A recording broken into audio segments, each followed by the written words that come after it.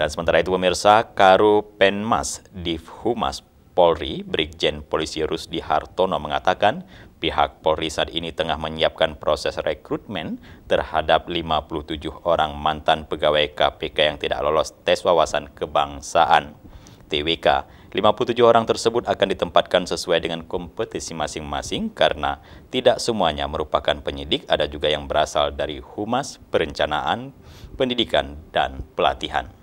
Yang kita ketahui sudah ada pertemuan, artinya komunikasi antara Kepala Biro Penerangan Masyarakat Divisi Humas Mabes Polri Brigjen Polisi Rusdi Hartono menuturkan saat ini pihak kepolisian tengah menyiapkan proses rekrutmen terhadap 57 orang mantan pegawai Komisi Pemberantasan Korupsi KPK.